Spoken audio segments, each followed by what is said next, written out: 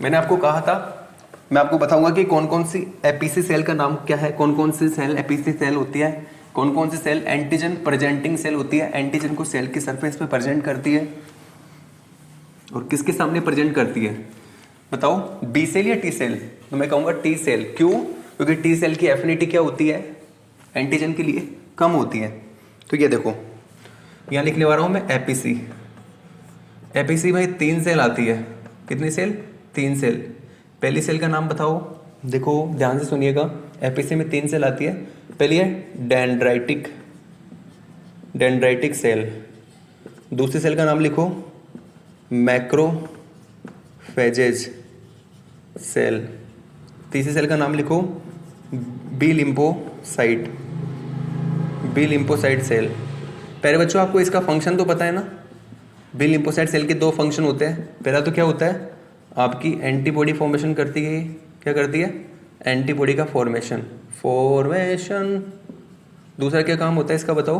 अरे अभी तो बताया था, इसके पास में क्या प्रेजेंट होता है? तीनों के पास में एक पावर होती है ना। क्या पावर होती है बताओ? सर इसके पास बैक्टीरिया के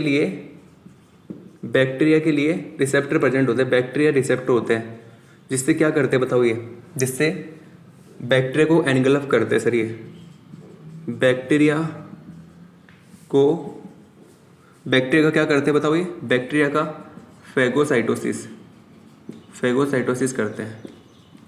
क्या करते हैं? बैक्टीरिया का फेगोसाइटोसिस। तो दूसरा फंक्शन क्या है? Phagocytosis of bacteria.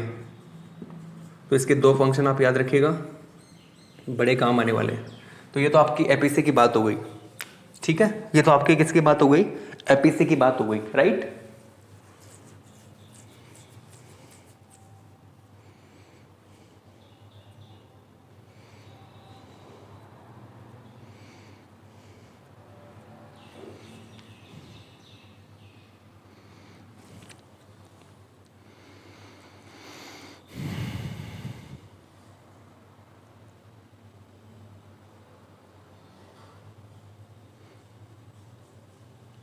आगे चले, देखो जी आगे आ जाओ, आगे चलते हैं।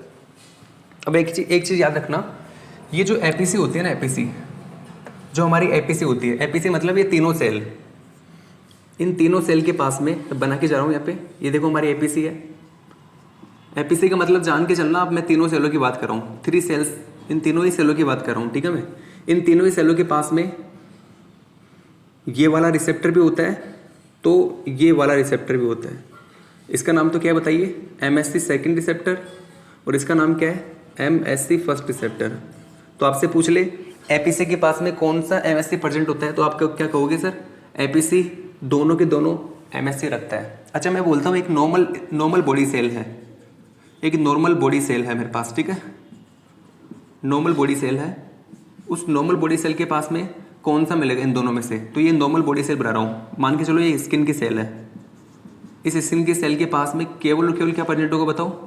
केवल और केवल इसके पास प्रेजेंट होगा MSC फर्स्ट। क्या प्रेजेंट होगा? केवल और केवल MSC फर्स्ट। तो बताओ नॉर्मल बॉडी सेल के पास में क्या एब्सेंट होता है? MSC सेकंड एब्सेंट होता है, ठीक है। याद रखना इस चीज को। चलो जी, एक मेरे पास एक और चीज बनाता हूँ। यहाँ पे देखो ये रही, ये मेरे पास RBC है। RBC के अंदर बताओ कौन सा मिलेगा? MSC फर्स्ट मिलेगा या सेकंड मिलेगा? तो देखो ध्यान से सुनना इस चीज को। RBC के अंदर क्या न्यूक्लियस प्रेजेंट होता है क्या? तो आप कहोगे RBC के अंदर क्या एब्सेंट होता है? Nucleus absent. न्यूक्लियस एब्सेंट होने के कारण इसके अंदर MSC first receptor and MSC second receptor both are absent. दोनों ही क्या होते हैं बताइए? दोनों ही एब्सेंट होते हैं। नॉर्मल बॉडी सेल कैसी सेल होती है? न्यूक्लिएटेड सेल होती है, राइट। हमारे बॉडी की जितने भी नॉर्मल बॉडी सेल है उनमें न्यूक्लियस मिलेगा कि नहीं मिलेगा? मिलेगा ना। लेकिन RBC के अंदर न्यूक्लियस मिलेगा? नहीं मिलेगा, सीधी सी बात है। ये भी कैसी सेल होती है? न्यूक्लिएटेड सेल होती है, यहाँ भी न्यूक्लियस प्रेजेंट होता है। चलो जी ये आपका नॉर्मल बातें हो गई, लिख लो इनको ना, ये आपको पता होनी चाहिए प्यारे बच्चों। ये आपको पता होगी तो ही आप टॉपिक में आगे बढ़ पाओगे, चीज़ों को समझ पाओगे, वरना कुछ नहीं हो सकता, कुछ नहीं हो सकता।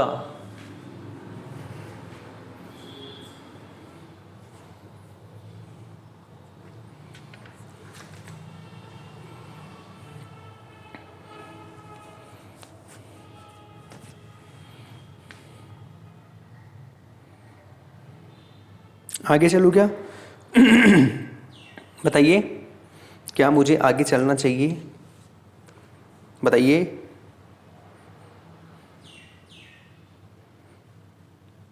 चलो जी आगे चलते हैं।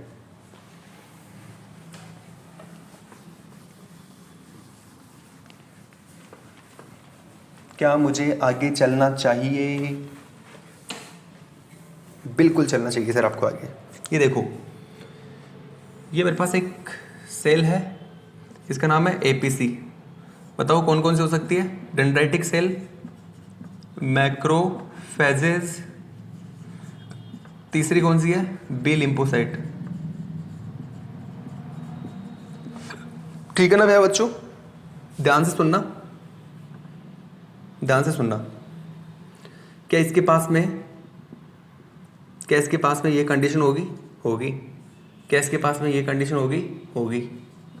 MSc second, MSc first.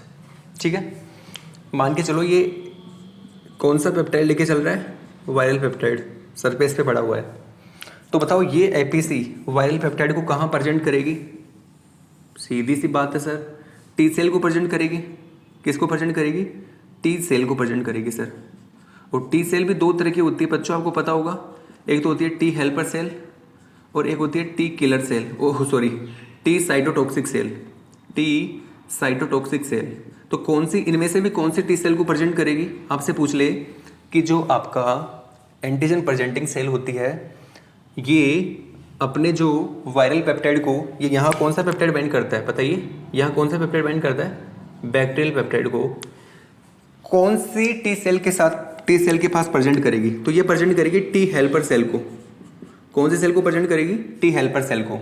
तो यहाँ पे टी हेल्पर सेल के लिए रिसेप्टर होंगे। बताओ ये किसका रिसेप्टर है? T helper cell receptor. और याद रखना टी हेल्पर सेल के पास में एक को रिसेप्टर भी होता है। उस को रिसेप्टर का नाम क्या होता है? एक को रिसेप्टर भी होता है। उस को रिसेप्टर का नाम क्या होता है? CD4 receptor. क्या नाम होता है? CD4 receptor. तो ये देखो यहाँ प्रेजेंट कर देगी इसको इस प्रकार से, ये इसके साथ इंटरेक्शन कर लेगा। फिर देखो प्रेजेंट कर रहा है, प्रेजेंट करने के बाद में क्या होगा इनके बीच में? इंटरेक्शन होगा तो आगे का प्रोसेस स्टार्ट हो जाएगा। जो भी प्रोसेस होता है हम आगे जाके देखेंगे। चलो जी, ये तो हमारी एपीसी हो गई। लेकिन मैं एक नॉर्मल बॉडी सेल की बात कर रहा हूँ। ये नॉर्मल बॉडी सेल है। नॉर्मल बॉडी सेल के पास में बताओ क्या मिलता है? अरे भैया एमएससी फर्स्ट मिलता है ना। और एमएससी फर्स्ट जो होता है ना भैया बच्चों, नॉर्मल बॉडी सेल के पास में एमएससी फर्स्ट मिलता है कि नहीं मिलता है? मिलता है, सीधी सी बात है। तो नॉर्मल बॉडी सेल के पास में जो एमएससी फर्स्ट होता है, तो ये एमएससी फर्स्ट जो होता है ये भी क्या करेगा? सीधी सी बात है, नॉर्मल बॉडी सेल है, एमएससी फर्स्ट है। एमएससी फर्स्ट के पास में क्या है? ये है वायरल पेप्टाइड। एमएससी फर्स्ट का काम क्या होता है? जो एंटीजन होता है उसको प्रेजेंट करना, क्योंकि सीधी सी बात है एंटीजन को प्रेजेंट करेगी। काम ही एमएससी फर्स्ट का एंटीजन को क्या करती है? प्रेजेंट। और किसके सामने प्रेजेंट करेगी? टी सेल के सामने प्रेजेंट करेगी। और वो भी मेनली कौन सी टी सेल? तो आप याद रखना T cytotoxic T cell, T cytotoxic cell के पास में। और यहाँ पे रिसेप्टर होगा इसका 100%, TC receptor, T C cell receptor. Okay, co receptor भी होगा। को रिसेप्टर का नाम आपसे पूछ ले, CD8 रिसेप्टर होता है। क्या नाम होता है? CD8 receptor. यहाँ प्रेजेंट करेगी, इनके बीच में क्या होगा? इंटरेक्शन होगा। क्या होगा बताओ? इंटरेक्शन। क्या होगा? इंटरेक्शन। तो आपको एक चीज याद रखनी है। देखो आपको एक चीज याद रखनी है, आपको एक चीज याद रखनी है। लेकिन मैंने एक गलती कर दी, आपको पहले वो भी याद रखनी है, ठीक है? वो क्या है? ध्यान से देखना। जो एमएससी फर्स्ट होता है ना प्यारे बच्चों, एमएससी फर्स्ट जो होता है ना, ये टी साइटोटॉक्सिक सेल को अब एंटीजन प्रेजेंट करता है। टी साइटोटॉक्सिक सेल के पास में एंटीजन प्रेजेंट करता है। एमएससी, देखो मेरे पास एक सेल है, उस सेल के पास जो रिसेप्टर है, उस रिसेप्टर का नाम क्या है? MSc first receptor. उसके पास में वायरल पेप्टाइड है, तो वो क्या करेगा? वो उस वायरल पेप्टाइड को बोलेगा कि भैया मैं आपको टी सेल के सामने प्रेजेंट करने जा रहा हूँ। अच्छा, कौन सी टी सेल? तो टी सेल का नाम है टी साइटोटॉक्सिक सेल। ओके, मतलब एमएससी फर्स्ट ने कहा मैं टी साइटोटॉक्सिक सेल को ही अपना एंटीजन प्रेजेंट करूंगा। लेकिन हमने यहाँ ऊपर गलती कर दी ना। देखो एपीसी के अंदर 3 सेल होती है, हमने क्या किया? रिसेप्टर दोनों प्रेजेंट हो गए, सीधी सी बात है, ये भी मिलेगा ये भी मिलेगा। तो ध्यान से सुनना, मैंने यहाँ पे क्या कर दिया, MSC फर्स्ट और प्रेजेंट किसके सामने कर दिया, टी हेल्पर सेल के सामने, गलत हो जाएगा। आप इसको थोड़ा सा चेंज कर लो। चेंज क्या करना है, यहाँ पे आप क्या बना लो बताओ, यहाँ पे आप बना लो MSC सेकंड। ये लो जी, ये हमारा MSC सेकंड, ये हमारा वायरल पेप्टाइड, ये बैक्टीरियल पेप्टाइड, और इसने बैक्टीरियल पेप्टाइड को कहाँ प्रेजेंट करेगी बताओ, ये टी हेल्पर सेल को प्रेजेंट करेगी बैक्टीरियल पेप्टाइड को, ठीक है। और इसको आप क्या कर लो, इसको आप MSC फर्स्ट कर लो, और यहाँ पे क्या होगा बताओ, वायरल पेप्टाइड, ये आपका MSC फर्स्ट रिसेप्टर है। ये लो, हो गया सही, कोई दिक्कत ही नहीं है। तो आपको याद क्या रखना है, आपको इसको ऐसे भी याद रख सकते हो, देखो टी हेल्पर, देखो टी हेल्पर सेल के पास में कौन सा MSC प्रेजेंट करता है एंटीजन को, तो टी हेल्पर, इस H को चुरा लो यहाँ से, उस H के बीच में से इस लाइन को उठा दो, क्या बन गया बताओ, सेकंड बन गया ना। तो MHC सेकंड प्रेजेंट करता है सर, MSC सेकंड क्या करता है, टी हेल्पर सेल के पास में एंटीजन को प्रेजेंट करता है। और दूसरा याद रखना आसान हो जाएगा, आपसे बोले टी साइटोटॉक्सिक सेल को कौन सा MSC एंटीजन प्रेजेंट करता है, तो सर इसको सेकंड करता है, तो इसको कौन करेगा, फर्स्ट करेगा। इजी, लिख लो इसको नोट करके। समझ में आ रहा है ना बच्चों, सीधी सी बात है, इजी बात है, थोड़ा कंफ्यूजन हो गया, कोई दिक्कत नहीं, चलता है।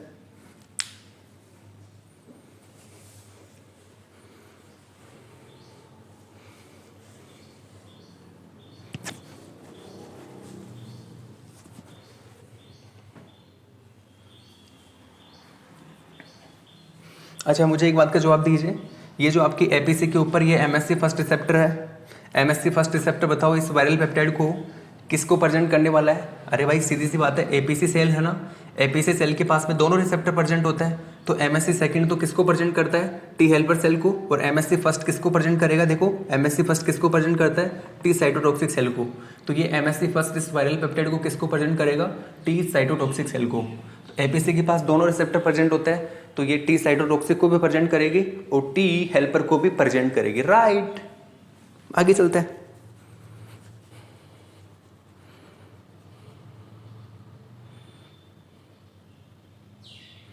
आगे चलूं, क्या मुझे आगे चलना चाहिए, क्या मुझे आगे चलना चाहिए, तो हम देखते हैं, आगे देखते हैं हम बच्चों। बहुत ही इजी है, कुछ भी नहीं है, इम्यूनोलॉजी से इजी तो कोई टॉपिक हो ही नहीं सकता। ये आपको सीधे सीधे नंबर देके जाएगी CSR के पेपर के अंदर, घबराना बिल्कुल नहीं है, घबराओगे दिक्कत होने वाली है, ठीक है बच्चों। ये देखो, मैंने यहाँ पे एक सेल बनाई, ठीक है जी, इस सेल के पास में ये MSC फर्स्ट रिसेप्टर है, और इस MSC फर्स्ट रिसेप्टर के पास में क्या है, वायरल पेप्टाइड है। तो बताओ ये जो सेल है, सीधी सी बात है, इस सेल के पास में वायरल पेप्टाइड है, तो ये सेल बताओ किससे इन्फेक्टेड है, बताओ ये वायरस से इन्फेक्टेड है, तो इस सेल का नाम क्या होगा, वायरस इन्फेक्टेड सेल। कोई दिक्कत है किसी को? अच्छा, ये हुआ कैसे, ये यहाँ पे पहुंचा कैसे, तो अभी भी मुझे बताना पड़ेगा कि यहाँ पे पहुंचा कैसे। सब बच्चों के दिमाग में आइडिया आ रहा है ना, क्लियर, ओके, सब इंटेलिजेंट हो गए धीरे धीरे। ये देखो, हमारे कुछ बच्चे होते हैं जो मेरी तरह है, उनको तो सब कुछ बताना पड़ेगा ना। ट्रांसलेशन, फोल्डेड प्रोटीन, मिसफोल्डेड, ठीक है प्यारे बच्चों, मिसफोल्डेड प्रोटीन कहाँ जाएगा मेरे प्यारे बच्चों, बताइए।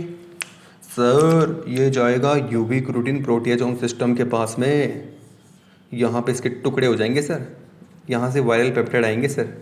ये वायरल पेप्टाइड कहाँ जाएंगे सर, ये जाएंगे सर ER के अंदर। ओके, ER के अंदर क्यों जाएंगे, क्योंकि सर यहाँ पे इनके पिताजी बैठे हुए हैं, ठीक है। इसका नाम क्या है सर पिताजी का, MSC फर्स्ट।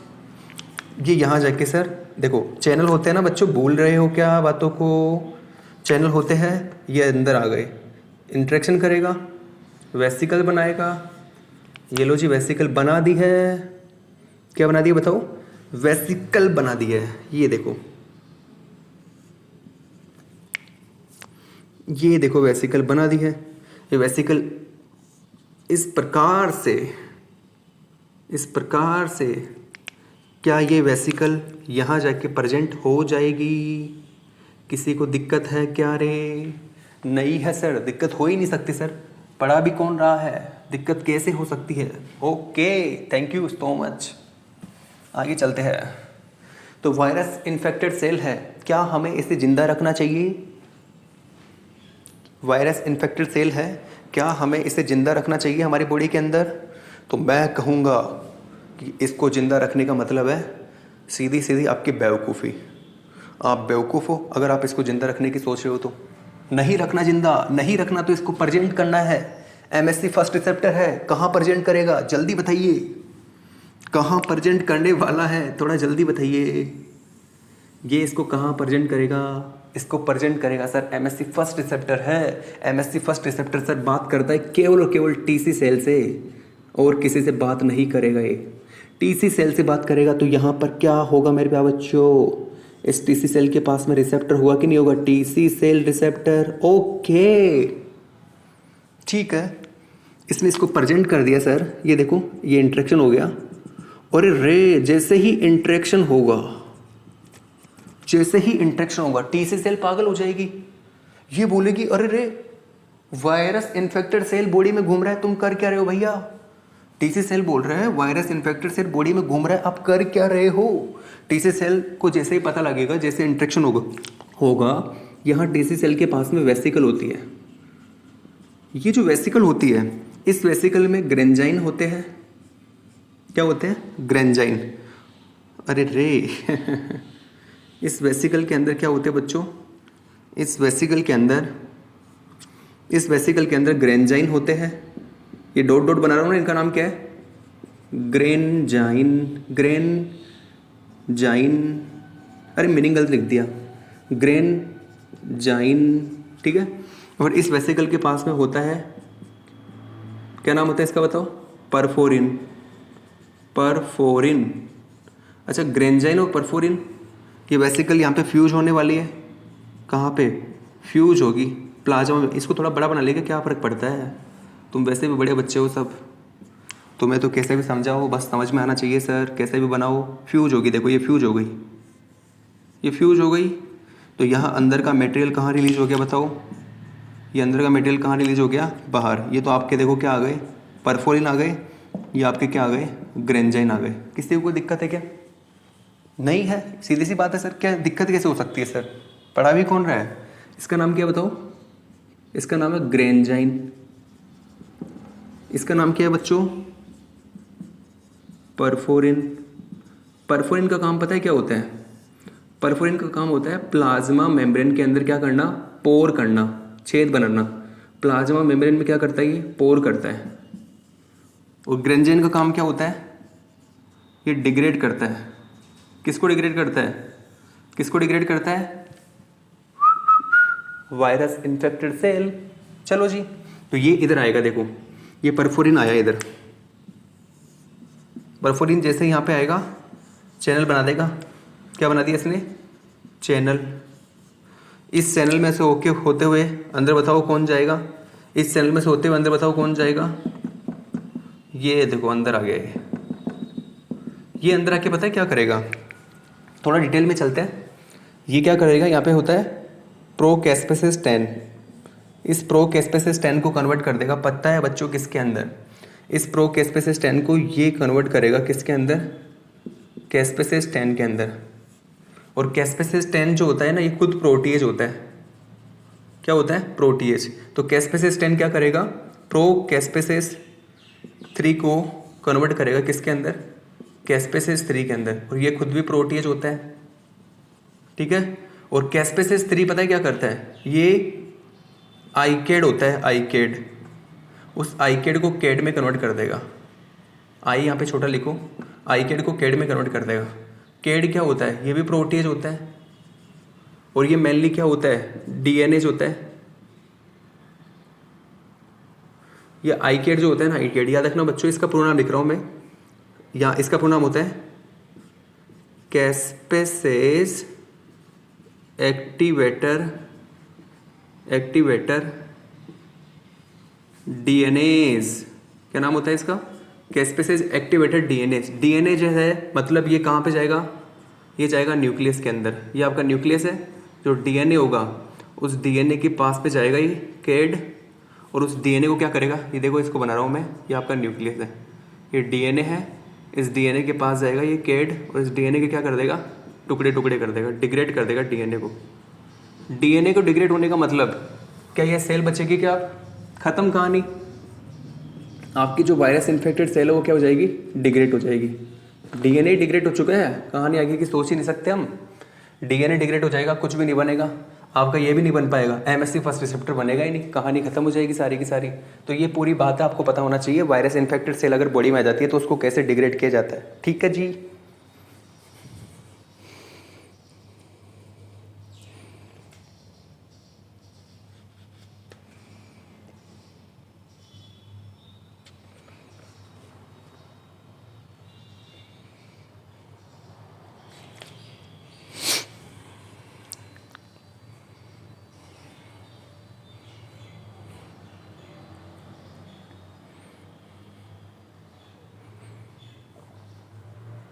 आगे चले, नई हेडिंग डाल लो, क्रॉस प्रेजेंटेशन,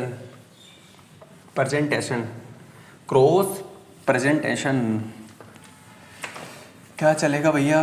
क्रॉस प्रेजेंटेशन क्या होता है, कैसे क्रॉस प्रेजेंटेशन होता है, किन सेल के अंदर होता है।